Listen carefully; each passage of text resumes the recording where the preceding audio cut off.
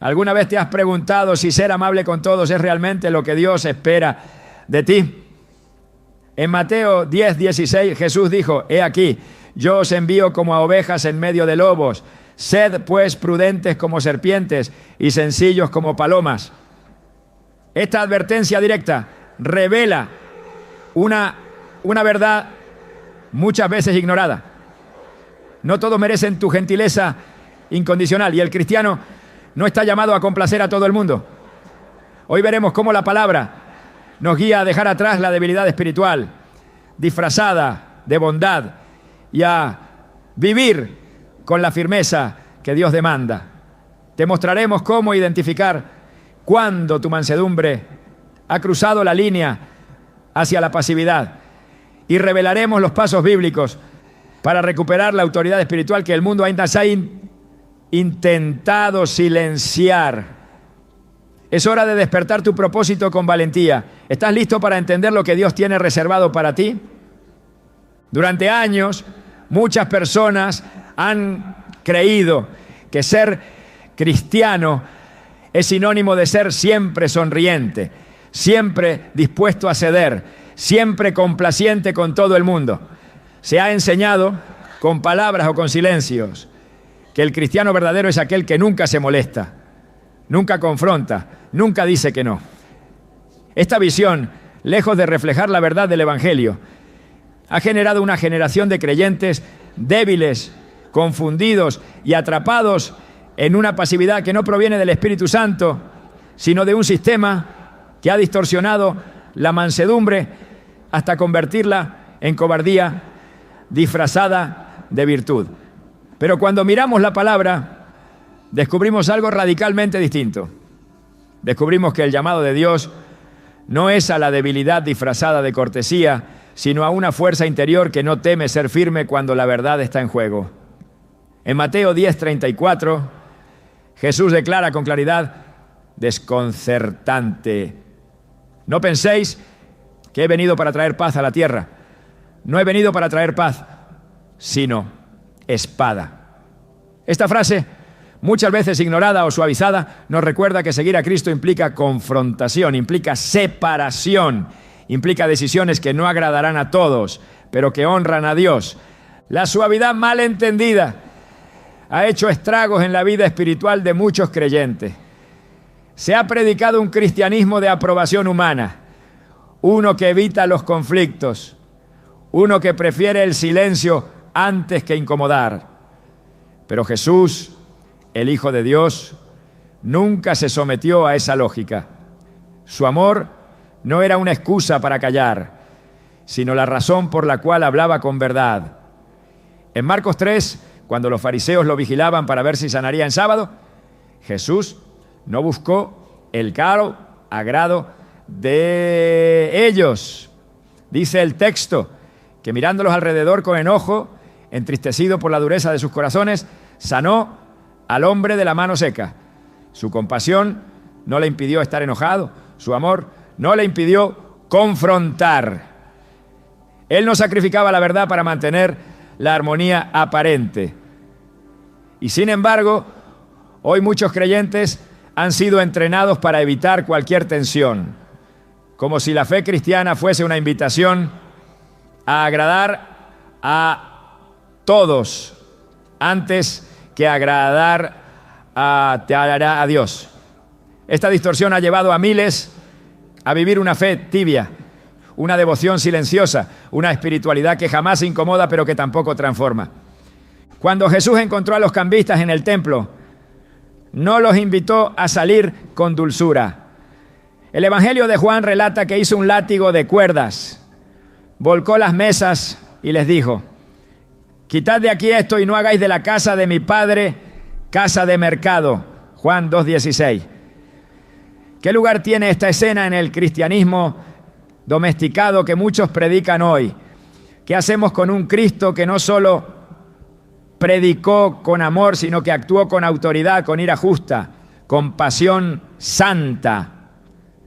¿Cómo reconciliamos esta imagen con el modelo moderno del cristiano que evita el conflicto, que calla para no ofender, que prefiere la paz exterior aunque su alma se ahogue por dentro. Es momento de romper esas cadenas. Es momento de dejar de asociar espiritualidad con sumisión emocional a todo lo que el mundo dicta. El cristiano no fue llamado a complacer, fue llamado a representar a Cristo. Y eso incluye muchas veces decir lo que otros no quieren oír. Muchos confunden el fruto del Espíritu con una especie de docilidad inofensiva.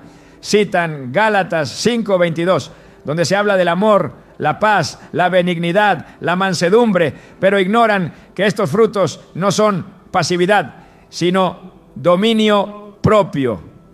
La mansedumbre bíblica no es debilidad, es poder bajo control.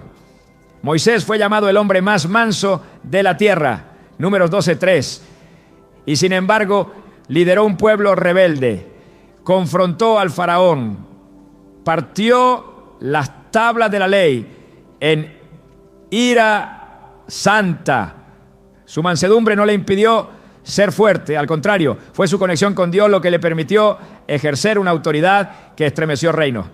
Pero hoy muchos creyentes han confundido mansedumbre con cobardía y han terminado cediendo su voz, su posición, su influencia a un mundo que no teme imponer su agenda. La iglesia está llamada a ser sal y luz, no sombra y eco. La sal preserva, pero también incomoda. La luz guía, pero también expone. El cristiano que quiere agradar a todos ha olvidado que su llamado es a agradar a uno solo, a Dios. Jesús dijo en Lucas 6:26, ay de vosotros cuando todos los hombres hablen bien de vosotros, porque así hacían sus padres con los falsos profetas. Esta advertencia debería sacudirnos. Vivimos en una época en la que el aplauso de la mayoría se ha vuelto el termómetro de la supuesta espiritualidad. Pero la Biblia nos muestra una y otra vez que los verdaderos profetas no eran populares. Jeremías fue azotado, encarcelado, despreciado por su pueblo. Isaías fue llamado a predicar a una generación que no escucharía. Elías huyó por su vida. Juan el Bautista fue decapitado. ¿Qué tienen en común todos ellos? Que no vivieron para agradar a los hombres, sino para obedecer al cielo. Y eso inevitablemente los llevó al rechazo, al conflicto, al sufrimiento. El cristiano que desea ser amado por todos terminará traicionando la verdad, porque la verdad no es negociable, y quien vive por ella será rechazado por los que viven en la mentira. No podemos seguir promoviendo una fe sin espinas, un cristianismo de cartón que se dobla con el viento. Las Escrituras están llenas de llamados a la firmeza. En 1 Corintios 16:13 leemos, velad, estad firmes en la fe, portaos varonilmente y esforzaos. Este llamado no es solo para los hombres, es para todo creyente que desea vivir con propósito. Estar firme implica saber en qué se cree, por qué se cree y estar dispuesto a defenderlo. Aún si eso significa perder amistades, reputación o posiciones. Jesús no vino a traernos comodidad, vino a traernos cruz. Y la cruz no es un adorno, es un altar de muerte. Morir al agrado de los hombres es parte esencial del llamado cristiano. Porque mientras sigamos buscando aceptación humana, estaremos limitados para obedecer plenamente la voluntad divina. Hoy más que nunca necesitamos creyentes que no teman incomodar cuando el Espíritu lo demanda. No se trata de buscar pleitos, no, sino de no huir de ellos cuando la verdad está en juego. Jesús dijo en Mateo 5, 11 a 12, bienaventurados sois cuando por mi causa os vituperen y os persigan y digan toda clase de mal contra vosotros mintiendo. Gozaos y alegraos, porque vuestro galardón es grande en los cielos. El Evangelio no promete popularidad, promete persecución. No promete aceptación, promete oposición. Y sin embargo, muchos han construido una fe basada en la simpatía, no en la verdad. Han hecho del cristianismo un estilo de vida cómodo, aceptable, pero impotente. Pero Dios no nos llamó a ser decorativos. Nos llamó a ser portadores de fuego, embajadores de justicia, instrumentos de corrección, portavoces del reino. Y ese llamado no puede cumplirse con una sonrisa fingida y una boca cerrada. Pablo le escribió a Timoteo en 2 Timoteo 1:7, porque no nos ha dado Dios espíritu de cobardía, sino de poder, de amor y de dominio propio. Esta combinación es perfecta. Poder para actuar, amor para guiar, dominio propio para discernir. Pero cuando el poder es reemplazado por temor, cuando el amor es sustituido por necesidad de aprobación y cuando el dominio propio cede al deseo de agradar, el cristiano pierde su filo, su voz, su autoridad. La iglesia no puede seguir siendo una institución de apariencia sin impacto. Necesitamos volver al modelo bíblico, al modelo de hombres y mujeres llenos del Espíritu, que no temían ser rechazados, que no buscaban ser queridos, que sabían que el camino del reino es angosto y que pocos lo encontrarán. Hay quienes dirán que hablar así es duro, que Jesús fue todo amor, que no vino a juzgar, pero ignoran que el mismo Jesús que sanaba a los enfermos también llamó hipócritas a los fariseos, que denunció a las ciudades que no se arrepintieron, que dijo a Pedro: apártate de mí, Satanás, cuando éste quiso disuadirlo de la cruz. Su amor no era sinónimo de silencio, su compasión no era sinónimo de tolerancia al pecado. El amor verdadero confronta, el amor verdadero corrige, el amor verdadero dice la verdad, aunque duela. En Hebreos 12:6 leemos: porque el Señor al que ama disciplina y azota a todo el que recibe por hijo. Si no hay corrección, no hay amor. Y si no hay valentía, no hay corrección. Es urgente recuperar una imagen bíblica del carácter cristiano, una que incluya la gracia, pero también la firmeza, una que abrace la misericordia, pero también la justicia, una que no tema al rechazo porque ya fue aceptado por el cielo. El cristiano débil que calla por miedo, que cede para no incomodar, no está reflejando a Cristo, está reflejando su falta de comunión con el Espíritu. Porque cuando el Espíritu habita, hay fuego. Y donde hay fuego, hay transformación. Y donde hay transformación, hay conflicto. Porque la luz siempre incomoda a las tinieblas. Y el que vive en la verdad, inevitablemente será atacado por quienes prefieren la mentira. Así que ya es tiempo de despertar. Ya no podemos seguir alimentando la idea de un cristianismo de sonrisas vacías y palabras inofensivas. Ya no podemos seguir construyendo una fe sin convicción, sin posición, sin valentía. Dios está levantando una generación de creyentes que no temen ser diferentes, que no buscan ser amados por todos, sino aprobados por Él. Una generación que entiende que ser como Cristo no es solo amar, sino también hablar, cuando otros callan, actuar, cuando otros se esconden, resistir, cuando otros se rinden. Porque seguir a Cristo nunca fue una invitación a la comodidad, fue siempre una llamada a la cruz. Y si algo debe quedar claro en esta primera parte es esto: ser cristiano no es ser débil, ser cristiano no es ser pasivo, ser cristiano no es agradar a todos, ser cristiano es vivir con la firmeza de quien sabe a quién sirve, con la autoridad de quien sabe quién lo respalda y con la convicción de quien sabe que su voz no fue dada para el silencio, sino para proclamar la verdad que libera. Porque solo cuando dejamos de temer al juicio de los hombres podemos vivir plenamente bajo el propósito de Dios. Y ese propósito no se cumple desde la debilidad, sino desde la fuerza que el Espíritu Santo pone en quienes deciden vivir no para agradar al mundo, sino para agradar al cielo. El mandato de Dios no es una sugerencia amable ni un llamado sentimental, es una orden clara, firme y directa que atraviesa toda la Escritura con una voz que no titubea. Sé valiente, sé firme, no temas, no te rindas, no retrocedas, porque el reino de Dios no avanza a través de la pasividad, sino por medio de aquellos que se levantan con convicción, que enfrentan la oscuridad sin vacilar, que no se doblegan ante la presión del mundo, porque conocen la voz de aquel que los ha llamado. En Josué 1:9, el Señor le dice a su siervo, con palabras que todavía resuenan con fuerza: mira que te mando que te esfuerces y seas valiente. No temas ni desmayes, porque Jehová tu Dios estará contigo en donde quiera que vayas. Este no fue un consejo opcional para un momento de transición. Fue una orden divina para alguien que debía liderar, conquistar, poseer y establecer la tierra prometida.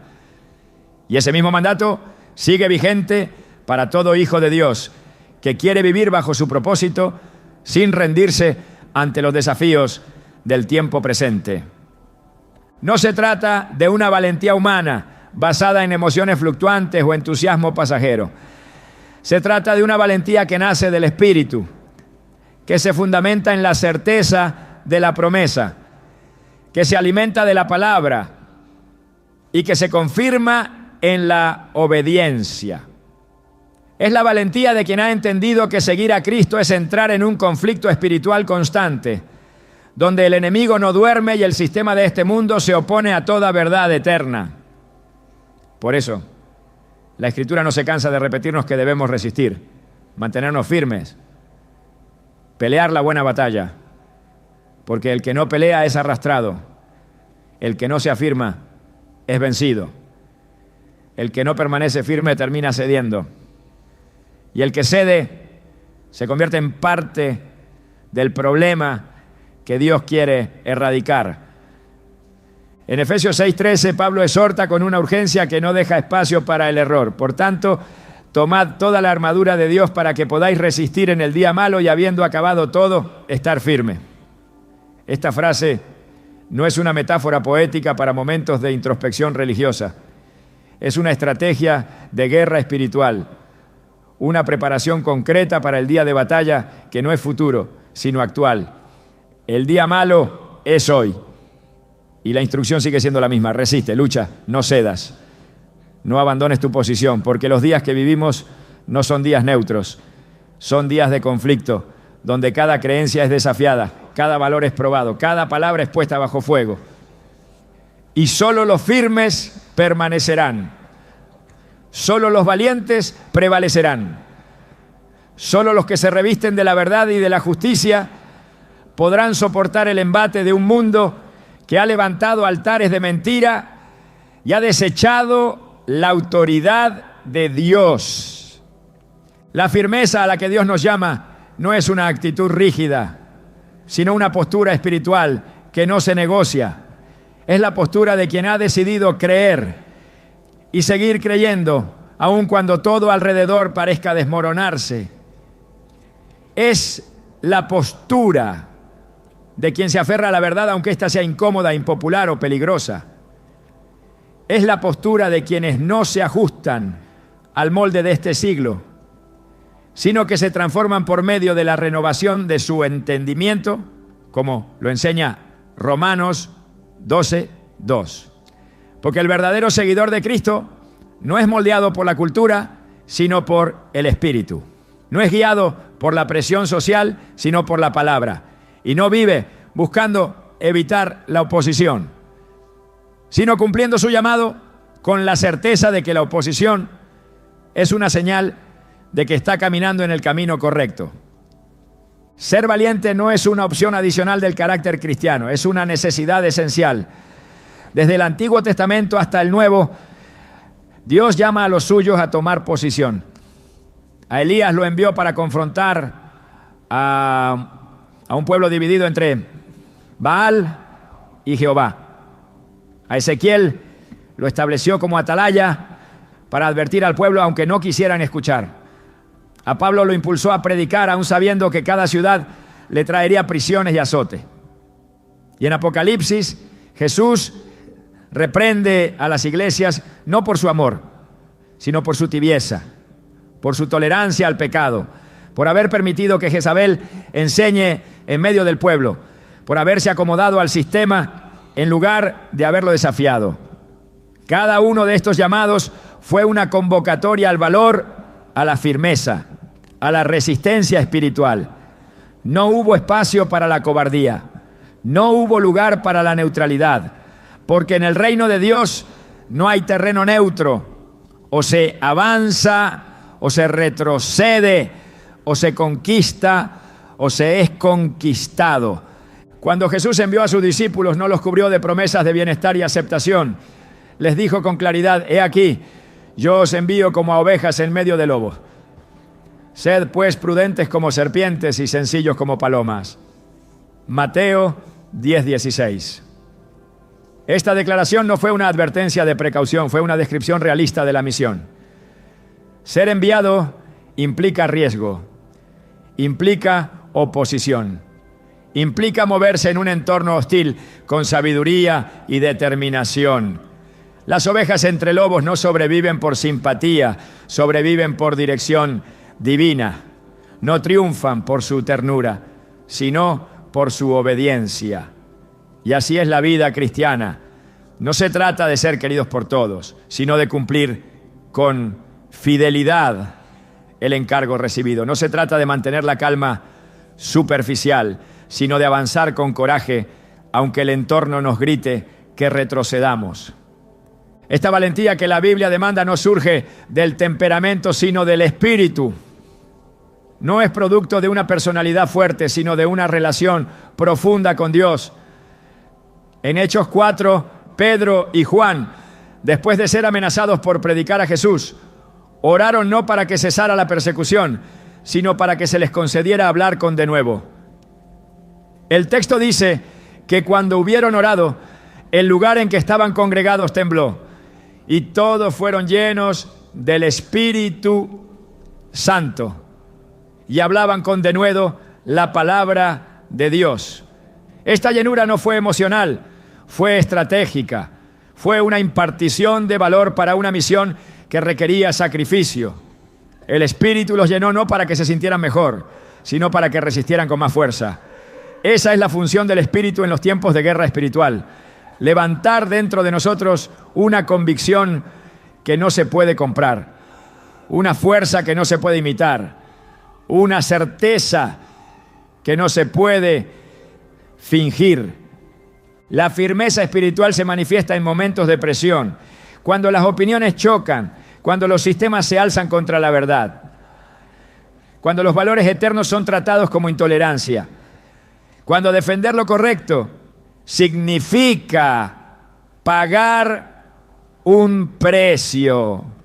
Allí es donde se revela el corazón valiente, el espíritu dispuesto, el carácter probado, porque cualquiera puede proclamar su fe cuando todo es favorable, pero solo los verdaderamente firmes perseveran cuando la fidelidad se vuelve costosa. Jesús dijo en Lucas 9:62: ninguno que poniendo su mano en el arado mira hacia atrás es apto para el reino de Dios. Y mirar atrás no siempre significa volver al pecado. A veces significa desear la aprobación perdida, el confort abandonado, la aceptación renunciada. Pero el que ha sido llamado por Dios sabe que no puede permitirse mirar atrás, porque su misión está adelante, su propósito está al frente y su galardón lo espera al final del camino. Por eso la Biblia repite una y otra vez el llamado a mantenerse firme. En 1 Corintios 15:58 Pablo dice: así que, hermanos míos amados, estad firmes y constantes, creciendo en la obra del Señor, siempre sabiendo que vuestro trabajo en el Señor no es en vano. Aquí se enlaza la firmeza con la constancia. No basta con comenzar con valentía, hay que continuar con determinación. No basta con tener momentos de coraje, hay que cultivar una vida de convicción, porque el enemigo no se cansa y el mundo no descansa. Pero la promesa es clara: nada de lo que hacemos por el Señor es en vano. Cada palabra dicha con verdad, cada acto sostenido en obediencia, cada decisión tomada con valentía, todo tiene peso eterno, todo cuenta, todo suma en el reino. En Filipenses 1:28 el apóstol Pablo escribe: y en nada intimidados por los que se oponen, que para ellos ciertamente es indicio de perdición, mas para vosotros de salvación, y esto de Dios. La firmeza del creyente se convierte en señal. Para los que resisten a Dios es una confrontación. Para los que buscan la verdad es una inspiración. Pero para quien la vive es una confirmación de que su salvación está activa, su fe está viva y su llamado está en marcha. No se puede vivir una fe real sin enfrentar oposición real. Y cada vez que nos mantenemos firmes ante esa oposición, testificamos que no estamos solos, que somos del reino, que no pertenecemos a este mundo y que nuestra lealtad no está a la venta. En tiempos como estos donde el mal se disfraza de virtud y la verdad es tildada de intolerancia, la firmeza no es solo necesaria, es urgente. Porque si la iglesia se calla, las piedras hablarán. Si los hijos de Dios retroceden, las tinieblas avanzarán.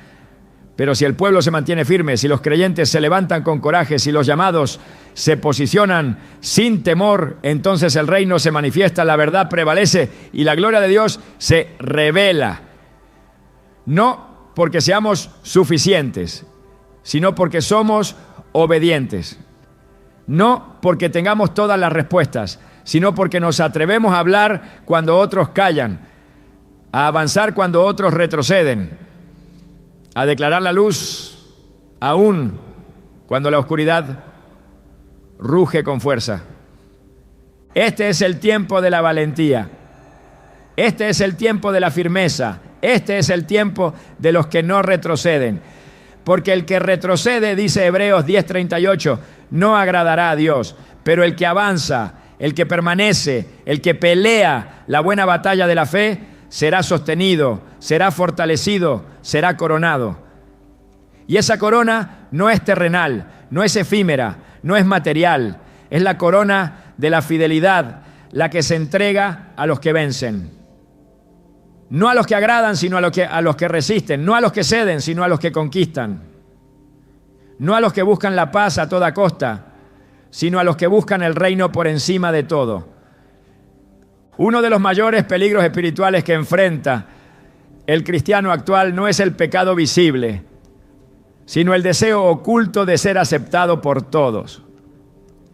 Esta necesidad silenciosa de aprobación ha deformado el corazón de muchos creyentes, convirtiéndolos en reflejos del mundo y no en portadores del reino.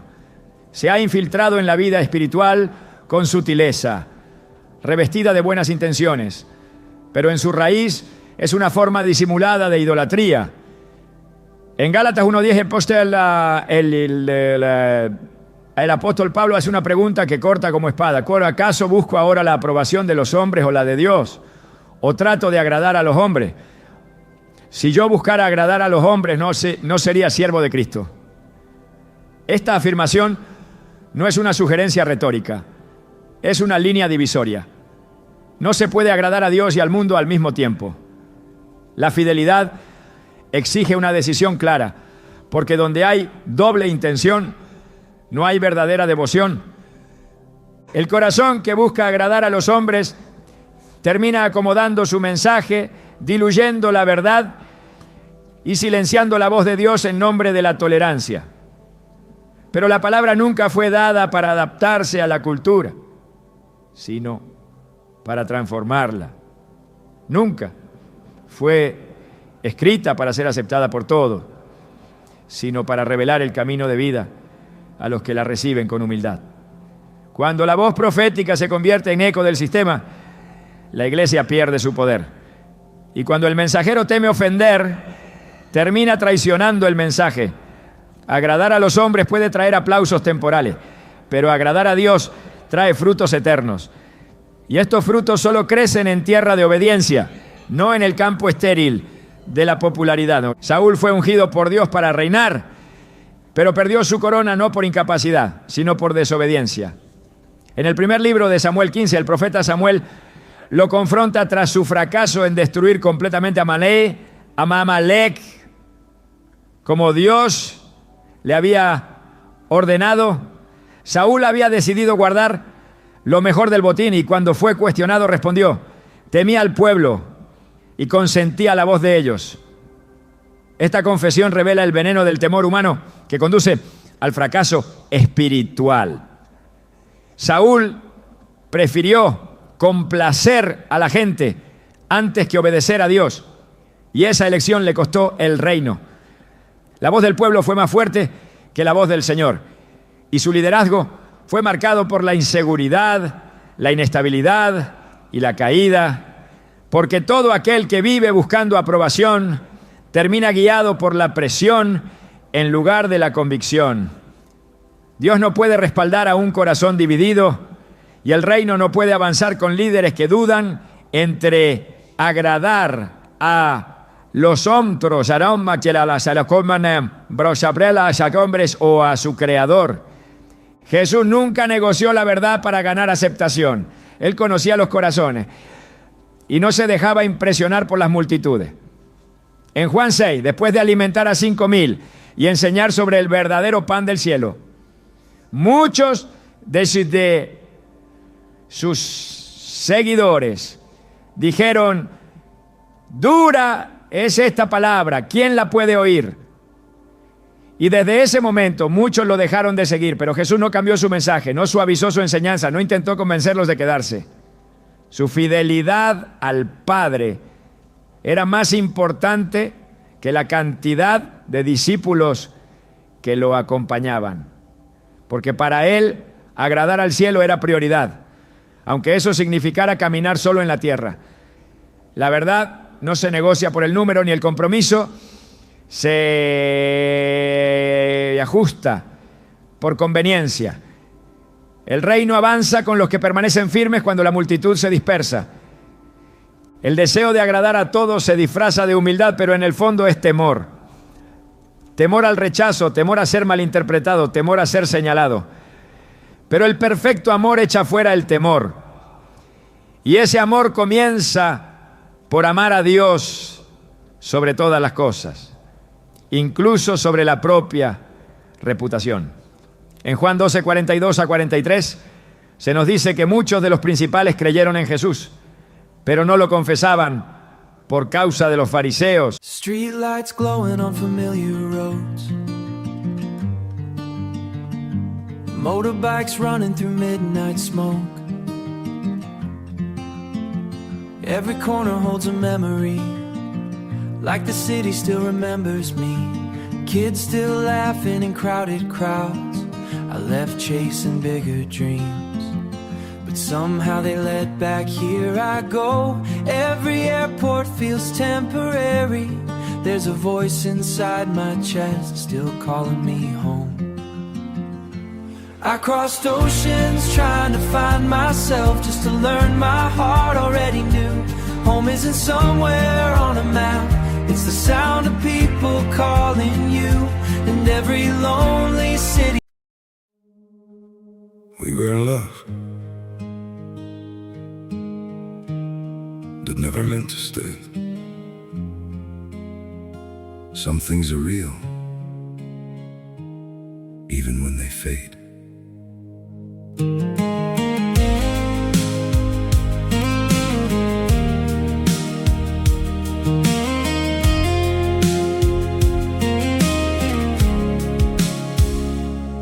I used to think if we kept holding on, we could bend the truth somehow.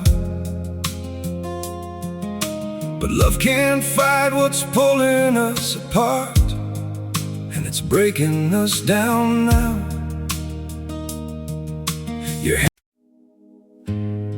we had it all,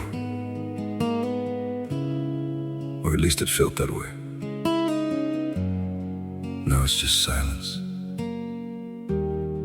where your voice used to stay.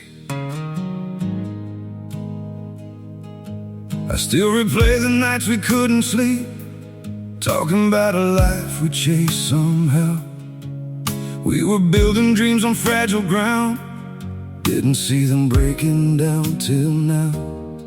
Your shadow lingers in the air I breathe, like a song that never found its end. We kept saying we would never change, now we don't even pretend. Goodbye, my everything, my only. They say letting go makes you lighter. So why does my chest feel heavier every time I try to forget you? I packed away the pictures on the shelf, but somehow you're still everywhere. In every quiet moment I can't escape, you're the echo hanging in the air.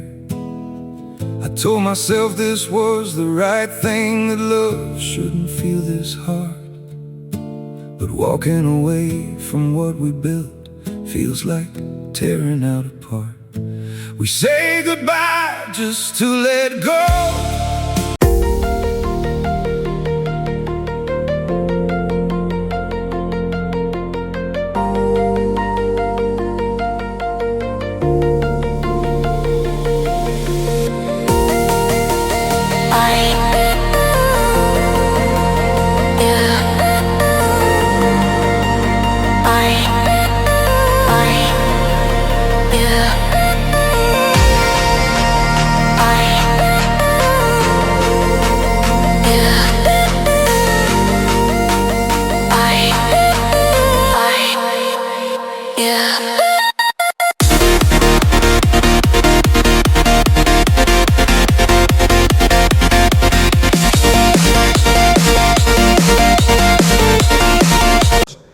Para no ser expulsados de la sinagoga, porque amaban más la gloria de los hombres que la gloria de Dios.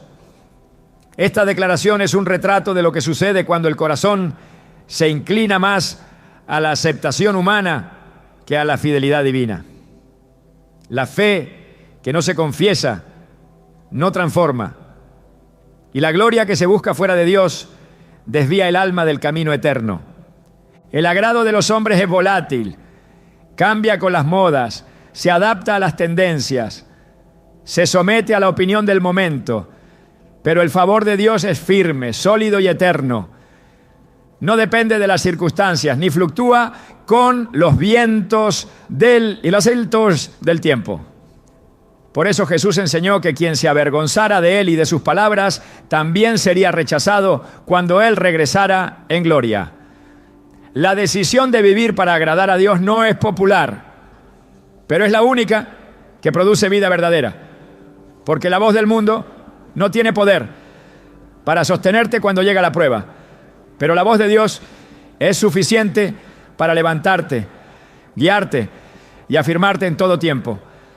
En Proverbios 29:25 la Escritura advierte: el temor del hombre pondrá lazo, mas el que confía en Jehová será exaltado. Este lazo no es físico, es espiritual. Es una atadura invisible que impide avanzar, que bloquea la obediencia, que paraliza la fe. El temor al que dirán ha detenido llamados, ha enterrado talentos, ha silenciado profecías. Pero la confianza en Dios rompe todo lazo, libera al alma de la esclavitud, del agrado humano, y coloca al creyente en la senda del propósito.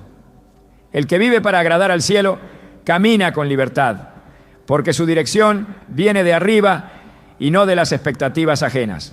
Su identidad está anclada en la verdad y no en las fluctuaciones del entorno. Su obediencia no depende de la aprobación social, sino del mandato eterno. La historia de Daniel ilustra con claridad el resultado de vivir para Dios en medio de un sistema hostil. Cuando el edicto del rey prohibía orar a cualquier otro Dios que no fuera él, Daniel no buscó una forma discreta de agradar a ambos. Abrió sus ventanas, oró como siempre, sin miedo ni vergüenza, sabiendo que esa fidelidad le costaría enfrentar el foso de los leones. Pero su confianza no estaba en los hombres, Estaba en el Dios que lo había formado desde su juventud. Y fue esa fe inquebrantable la que cerró las bocas de los leones y exaltó su nombre en medio de una nación pagana. Porque cuando se honra a Dios por encima de todo, incluso en la prueba más oscura, el cielo responde con poder y respaldo. El apóstol Pedro, en su primera carta, escribe: si alguno habla, hable conforme a las palabras de Dios. Si alguno ministra, ministre conforme al poder que Dios da. Primera carta de Pedro 4:11. Esta instrucción es una llamada a la integridad en el mensaje y en el servicio. No se trata de agradar con palabras vacías, sino de declarar lo que Dios ha dicho, con la autoridad que Él ha dado. El Evangelio no es un producto que se ajusta al cliente. Es una verdad que transforma al que la recibe. Y quienes han sido llamados a predicarla deben hacerlo sin adornos innecesarios ni filtros sociales. Porque cada vez que se adapta la verdad para que sea aceptada, se pierde su poder. Y cada vez que se prioriza el agrado del oyente por encima de la fidelidad al mensaje, se niega la autoridad del cielo. La necesidad de ser bien vistos ha convertido a muchos cristianos en testigos silenciosos. Callan ante el pecado, se ríen con el chiste, participan del error por no incomodar. Pero en Apocalipsis 21:8, entre los primeros en la lista de los que no heredarán el reino, están los cobardes. No los asesinos, no los idólatras, no los mentirosos primero, sino los cobardes. Porque la cobardía espiritual es un rechazo al señorío de Cristo. Es elegir la seguridad temporal en lugar de la fidelidad eterna. Es preferir una vida sin confrontaciones antes que una vida con propósito. Y Dios no puede usar a quienes temen más a los hombres que a Él. El agrado de Dios es más que una emoción, es una posición espiritual. Es vivir con la certeza de que el juicio eterno vale más que la opinión momentánea. Es sembrar en lo invisible sabiendo que la cosecha será en lo eterno. Es hablar cuando otros callan, obedecer cuando otros se detienen, proclamar cuando otros retroceden. El que vive para agradar a Dios no necesita justificarse ante nadie, porque su conciencia está limpia y su corazón está firme. No teme perder amistades porque sabe que la comunión verdadera comienza con la comunión con el Padre. No teme perder plataformas porque sabe que Dios exalta a su tiempo a los que caminan en obediencia. Cada vez que el cristiano elige agradar a Dios por encima de los hombres, está escribiendo su nombre en el libro de los fieles. Está uniéndose a una nube de testigos que no negociaron su llamado. Está participando de una herencia que no se corrompe. Porque el reino no se edifica con diplomacia, se edifica con fidelidad.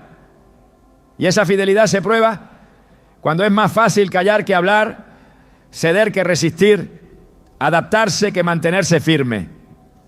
Pero el que permanece, el que no tranza la verdad por conveniencia, el que honra a Dios en todo, ese será recompensado con gloria incorruptible. La meta no es ser recordado por todos, es ser aprobado por uno. No se trata de ser querido por el mundo, se trata de ser fiel al Dios que te llamó. Porque al final todos los aplausos cesarán, todas las opiniones pasarán, todas las voces se apagarán y solo quedará una voz que importará, la voz del Rey. Y que esa voz diga: bien, buen siervo y fiel. El error más peligroso que se ha extendido silenciosamente dentro de la iglesia no es la negación abierta del Evangelio, sino la distorsión sutil del carácter de Cristo. Se ha fabricado una imagen parcial, incompleta, débil, un Cristo domesticado, dócil, siempre sonriente, que evita los conflictos y aplaude el consenso. Pero esa figura manipulada no tiene nada que ver con el verdadero Hijo de Dios que nos muestran las Escrituras. Porque Jesús no fue complaciente, no fue manipulable, no fue políticamente correcto, fue justo, amoroso, santo, pero también ardiente, directo, inflexible con el pecado y con la falsedad. El amor que lo movía no lo hacía callar, al contrario, lo impulsaba a hablar con una claridad que cortaba el alma. En Mateo 23, frente a los líderes religiosos de su tiempo, no adoptó un tono suave ni eligió palabras diluidas. Dijo con autoridad: «Ay de vosotros, escribas y fariseos, hipócritas». Y no lo dijo una vez, lo repitió, lo enfatizó, porque el amor verdadero no negocia con la hipocresía. La gracia auténtica no pacta con la falsedad. La santidad no juega a quedar bien. Si se presenta a Jesús solo como el que perdona, pero se oculta al que corrige, se está promoviendo un Cristo falso. Si se exalta su ternura y se ignora su firmeza, se está predicando un Jesús incompleto. Y un Jesús incompleto no tiene poder para salvar ni para transformar. El mismo que le dijo con dulzura a la mujer sorprendida en adulterio: «Ni yo te condeno», también le ordenó con firmeza: «Vete y no peques más». El mismo que lloró en la tumba de Lázaro gritó con autoridad en el templo cuando lo convirtieron en mercado. La compasión y la indignación santa convivían en él, sin contradicción, porque su carácter era perfecto y su obediencia no estaba sujeta al agrado de los hombres, sino a la voluntad del Padre. El poder de Jesús no estaba en su deseo de evitar el conflicto, sino en su disposición a enfrentarlo cuando la verdad lo requería. Él no vino a ser aceptado, vino a revelar la luz. Y la luz siempre incomoda, siempre expone, siempre divide. No porque cause división por sí misma, sino porque fuerza a los corazones a definirse. No existe neutralidad ante la luz, o se la abraza o se la rechaza. En Lucas 12:51 él mismo lo dijo: ¿pensáis que he venido para dar paz en la tierra? Os digo, no, sino disensión. Estas palabras no fueron dichas por un revolucionario radical, sino por el Mesías, porque su misión era tan profunda, tan directa, tan cargada de propósito eterno, que no podía pasar desapercibida ni diluirse en el consenso social. El reino no se establece sin confrontación. Y quien sigue a Jesús sin tomar su cruz, sin estar dispuesto a ser odiado por causa de la verdad, no está caminando en sus huellas. La verdad nunca ha sido popular, y Jesús lo sabía. Por eso jamás sacrificó el mensaje por la aceptación. Nunca suavizó su palabra para agradar a una audiencia. Nunca negoció sus convicciones para evitar ser rechazado. En Juan 6, al hablar de su carne como verdadero alimento y su sangre como verdadera bebida, muchos se escandalizaron, muchos lo dejaron. Pero no trató de retenerlos con discursos adaptados. No cambió la enseñanza, no pidió disculpas, porque el mensaje del reino no es negociable. Es vida o muerte, es salvación o condenación. Y quien lo anuncia con fidelidad lo hace con la seguridad de que habrá quienes escuchen y se salven, y habrá quienes se ofendan y se aparten. Pero la fidelidad no se mide por los resultados inmediatos, sino por la obediencia constante. Jesús fue tierno con los humildes, pero firme con los soberbios. Consoló a los quebrantados, pero desafió a los autosuficientes. Tocó a los leprosos, pero reprendió a los que se creían justos. Su amor no era selectivo, pero su mensaje era claro.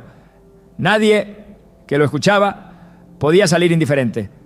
Su palabra tenía peso, su presencia tenía autoridad, su mirada revelaba lo oculto, y eso provocaba amor en unos y odio en otros, admiración en muchos, rechazo en otros tantos, porque el que vive con luz expone las tinieblas. El que camina en verdad revela la mentira. El que habla con autoridad desafía los sistemas cómodos. Y eso es exactamente lo que hizo Jesús. Y lo que hoy muchos han dejado de hacer por temor a incomodar. Quienes predican a un Jesús débil, lo hacen para justificar su propia debilidad espiritual. Quienes exaltan solo su gracia, lo hacen para evadir su justicia. Quienes hablan solo de su amor, lo hacen para ocultar su llamado al arrepentimiento. Pero la Escritura no lo muestra así. El Apocalipsis no presenta a un Cristo inseguro. Lo describe como el fiel y verdadero, que con justicia juzga y pelea. Sus ojos como llama de fuego, su voz como estruendo de muchas aguas. Una espada aguda que sale de su boca. Esa es la imagen completa del Rey. Tierno sí, misericordioso sí, pero también guerrero, justo, celoso de su gloria, incorruptible, soberano. El león y el cordero, el que perdona y el que juzga, el que salva y el que disciplina. Y si su iglesia va a representarlo con fidelidad, tiene que reflejar ambas facetas. No solo la que reconforta, sino también la que corrige.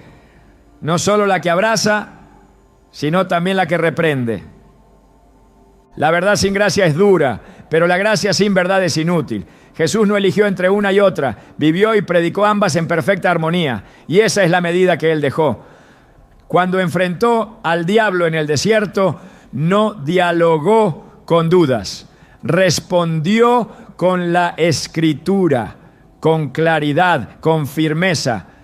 Cuando Pedro quiso apartarlo del camino de la cruz, no lo acarició con palabras suaves, lo llamó Satanás, porque en ese momento sus palabras no venían del cielo, sino del enemigo.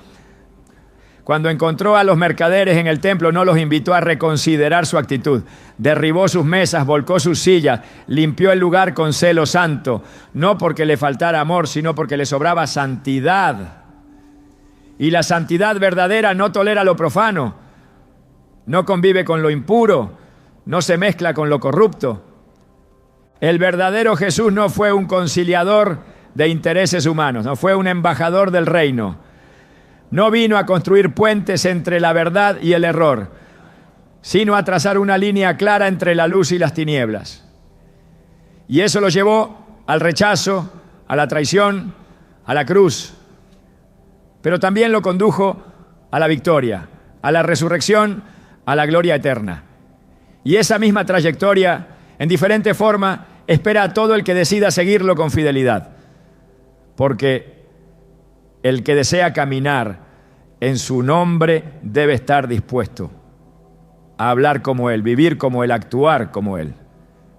Y eso incluye confrontar cuando sea necesario, corregir con autoridad, declarar lo que es verdad aunque el mundo diga lo contrario. No hay neutralidad posible para quien ha sido llamado por Dios. No existe espacio para un cristianismo silencioso, diplomático, sin cruz ni espada, porque el carácter de Cristo no puede ser dividido. No se puede predicar su mansedumbre y callar su justicia. No se puede hablar de su amor y omitir su llamado a negarse a sí mismo. No se puede cantar sobre su bondad y guardar silencio ante el pecado. La imagen que tengamos de Él determinará la vida que vivamos para Él. Y si lo vemos como alguien pasivo, seremos pasivos. Si lo percibimos como alguien inofensivo, viviremos sin impacto. Pero si lo reconocemos como el Rey justo, firme, valiente, santo, entonces viviremos con fuego, con dirección, con poder. Quien representa a Jesús no puede temer al conflicto, no puede titubear ante la oposición, no puede retroceder cuando lo que está en juego es la verdad eterna. El mundo necesita ver al Cristo completo en sus seguidores, no un reflejo debilitado, sino una manifestación viva de su carácter, en cada palabra, en cada decisión, en cada acto de obediencia. Porque si Él fue odiado por hablar con verdad, sus discípulos no pueden esperar otra cosa. Si Él fue rechazado por no ceder ante el sistema, sus seguidores no pueden buscar la aprobación de ese mismo sistema. Si Él entregó su vida para cumplir el propósito del Padre, nosotros no podemos vivir para agradar a los hombres. La autoridad de Jesús no fue una amenaza, fue una evidencia de su origen divino. Y esa autoridad sigue vigente, sigue operando, sigue buscando corazones dispuestos. Pero esa autoridad no se manifiesta en el silencio temeroso, sino en la palabra valiente. No se ve en el acomodo al mundo, sino en la diferencia marcada por el reino. No florece en la comodidad, sino en la obediencia. Y mientras más claramente se predique a Cristo tal como es, más profundamente seremos transformados. Porque el Cristo verdadero no solo consuela, también sacude. No solo sana, también redirige. No solo levanta, también corrige el rumbo. Y esa corrección no es castigo, es gracia en acción. Es amor que no quiere verte estancado. Es verdad que no tolera verte engañado. Es fuego que no acepta verte dormido. Quien entiende cómo es realmente Jesús no puede seguir viviendo para agradar a todos. No puede quedarse con un evangelio a medias. No puede formar parte de una iglesia que prefiere lo inofensivo a lo verdadero. El llamado del reino es radical. No es un ajuste leve en el estilo de vida. Es una transformación completa del carácter. Una entrega total. Una fidelidad inquebrantable. Una vida que hable, que arda, que se mantenga firme. No por orgullo, sino por obediencia. Porque no hay poder más grande que el de un corazón totalmente rendido a Cristo. Un corazón que refleja su compasión y su justicia, su ternura y su firmeza, su paciencia y su decisión. Un corazón que no calla cuando debe hablar, que no cede cuando debe resistir, que no se esconde cuando debe manifestar su luz. Así fue Jesús. Y así deben ser los suyos. Una de las razones más profundas por las que tantos creyentes se han vuelto inofensivos ante el mundo es porque han olvidado quiénes son. La falta de identidad espiritual ha producido una generación de cristianos frágiles, confundidos y fácilmente manipulables. No saben de dónde vienen ni hacia dónde van. No conocen el precio que fue pagado por ellos ni la autoridad que les fue otorgada. No reconocen el poder que los respalda, ni la verdad que los define. Y sin esa identidad clara, la fe se convierte en una apariencia sin raíces, en una conducta sin convicción, en una postura sin peso. La Escritura declara con poder en 1 Pedro 2:9: mas vosotros sois linaje escogido, real sacerdocio, nación santa, pueblo adquirido por Dios. No es una descripción simbólica, es una proclamación de lo que el creyente es delante del cielo. Un llamado a vivir como lo que ya ha sido declarado. Pero esa identidad no se sostiene con emociones, se forja con revelación y se afirma con obediencia. Porque quien sabe quién es, no se vende por aprobación, no cambia su mensaje para encajar, no disimula su fe para evitar el rechazo. Quien conoce su lugar en Cristo camina con la cabeza en alto, no por orgullo, sino por certeza, por la seguridad de que fue sellado, escogido, apartado y llamado a reflejar a un rey. Sin identidad firme, la verdad se convierte en una opinión más entre muchas. La santidad se relativiza, el llamado se diluye y el cristianismo pierde su esencia transformadora. Por eso Jesús fue claro al advertir sobre los que oían su palabra, pero no la ponían por obra. En Mateo 7:26 los comparó con un hombre insensato que edificó su casa sobre la arena. No bastaba con escuchar, no bastaba con repetir. Había que cimentar la vida en obediencia. Porque cuando ya la tormenta, solo lo que está sobre la roca permanece. Y esa roca no es una emoción, es una identidad. Saber que se es hijo de Dios, siervo de Cristo, templo del Espíritu Santo, embajador del reino. Saberlo no como un concepto, sino como una convicción interior que ordena cada decisión, cada palabra, cada postura. El peligro de vivir sin esa claridad es terminar adoptando una fe camaleónica, una espiritualidad que cambia según el entorno, que se adapta según la audiencia, que se esconde según el momento. Pero el reino no se manifiesta a través de los que se mimetizan, se manifiesta a través de los que resisten, de los que marcan diferencia, de los que no negocian su posición. Jesús lo dijo con contundencia: el que me niegue delante de los hombres, yo también lo negaré delante de mi Padre que está en los cielos. Mateo 10:33. No se trata de palabras dichas una vez. Se trata de vidas vividas en coherencia, de testimonios que no fluctúan, de convicciones que no tiemblan. La urgencia de este tiempo no permite cristianos de doble ánimo. No hay espacio para la indecisión. Santiago 1:8 lo advierte. El hombre de doble ánimo es inconstante en todos sus caminos. No podrá recibir nada, no podrá avanzar, no podrá sostenerse, porque la firmeza espiritual no nace de la fuerza personal, sino de una identidad cimentada en la verdad. Y esa verdad no cambia, no se adapta, no cede. El que ha nacido de nuevo ha sido hecho una nueva criatura.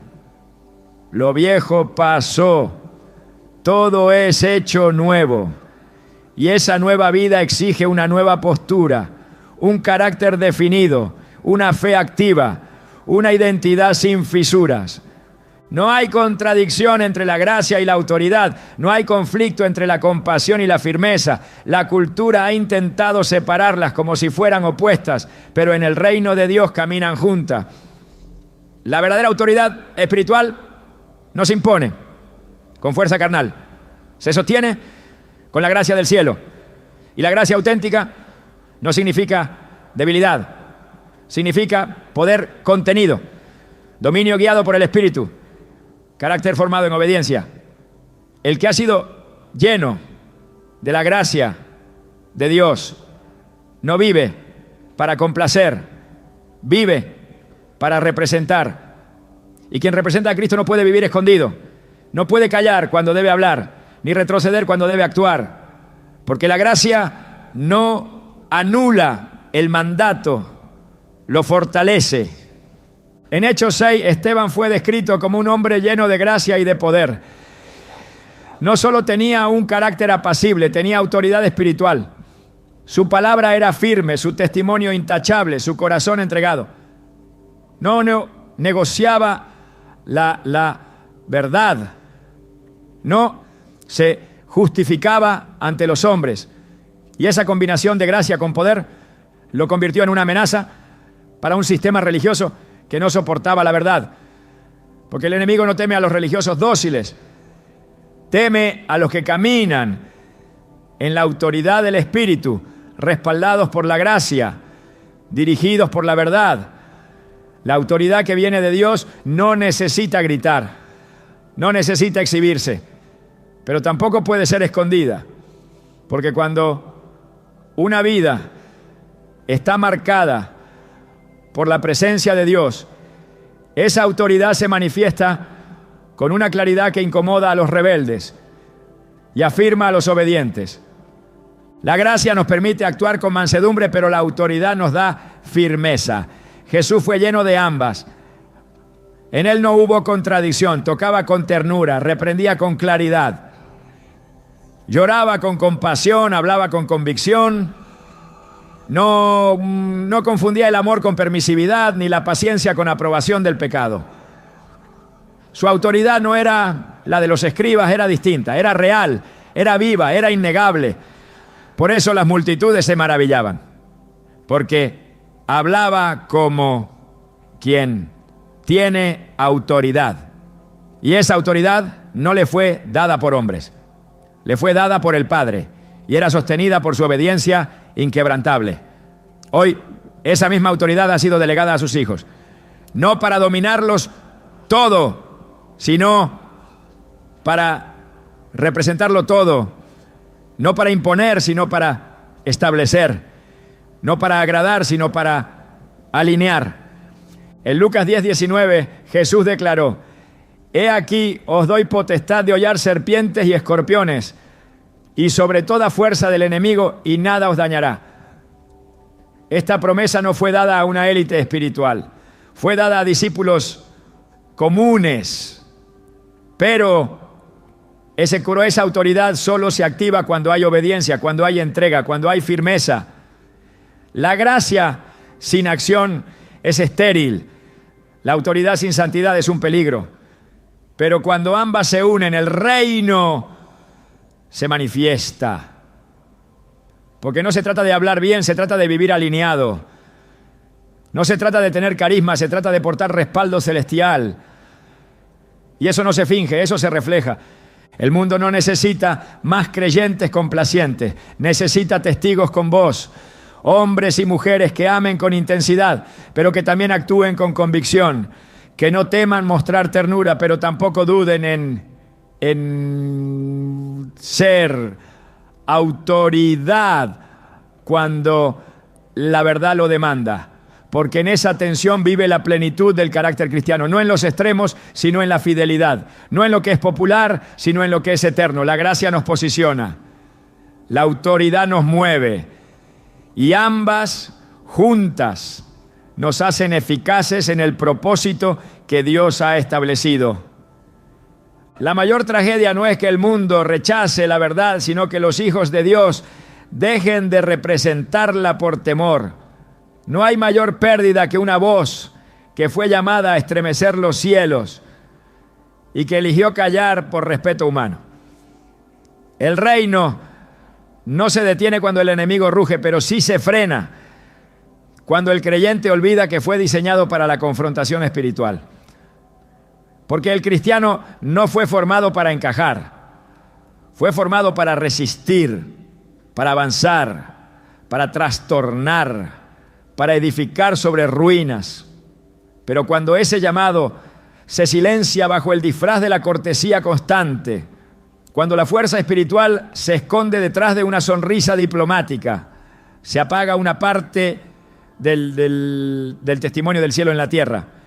La iglesia no puede permitirse seguir formando soldados desarmados, siervos sin dirección, mensajeros sin mensaje, porque el problema no está en la oposición del mundo, sino en la fragilidad interna de quienes deberían ser columnas.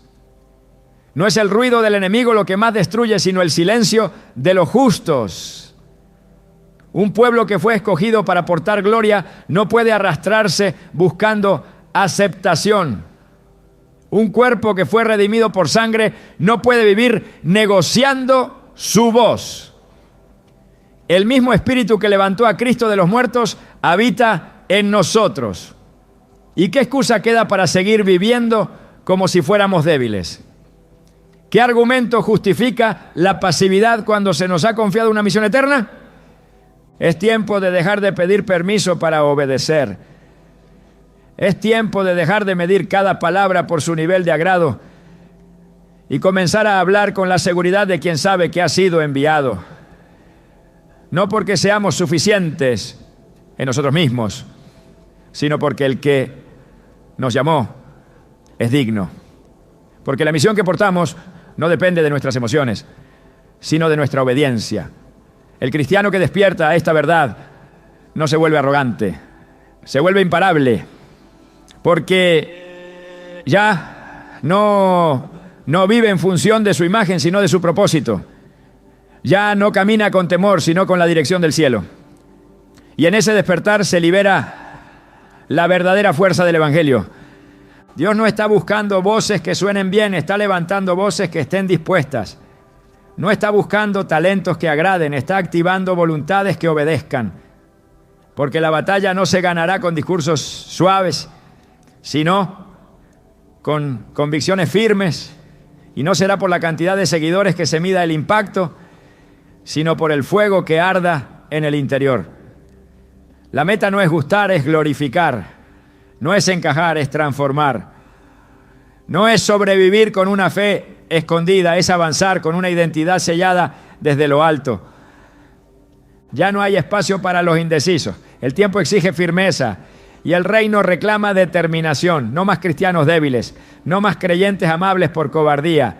Es hora de caminar como quienes han sido enviados con poder, gracia y verdad. Porque la tierra no necesita religiosidad inofensiva.